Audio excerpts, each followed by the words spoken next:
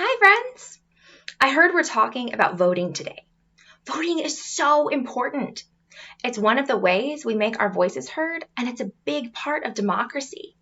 This year, many of us are choosing to vote by mail so we can make our voices heard and stay safe away from the crowds. I have my mail-in ballot right here, and I'm almost done researching all the candidates and making my choices. Then I'll seal it up and sign the outside and send it off to be counted. Voting is a big part of how we work together in our congregation, too. The whole congregation meets together a couple times a year for congregational meetings where we vote on big things that we want to happen in the church. And then the executive board votes on some smaller and medium-sized stuff every single month. In fact, voting is so important that it's even one of our Unitarian Universalist principles. But I can't remember which one. Can anybody help me out? We've got each person is important. Be kind in all you do. We're free to learn together. We search for what is true. Each person gets a vote. Yeah, that's number 5. And then we have build a fair and peaceful world and care for Earth's lifeboat. So yeah, now I remember it's number 5. When we use the kids version, we say each person has a vote. And voting isn't just for grown-ups.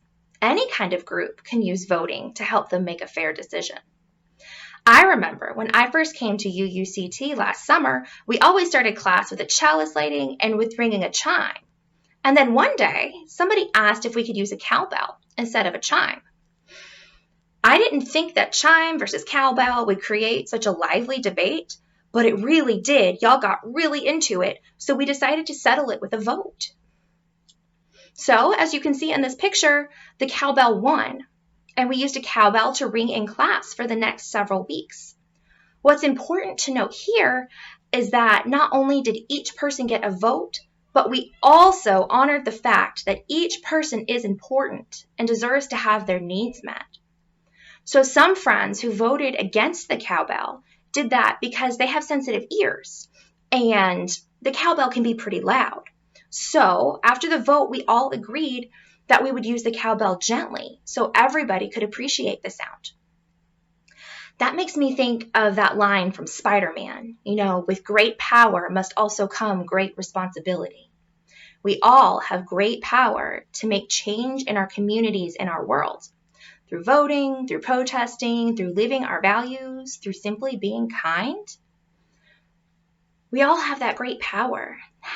And how are we going to use it responsibly?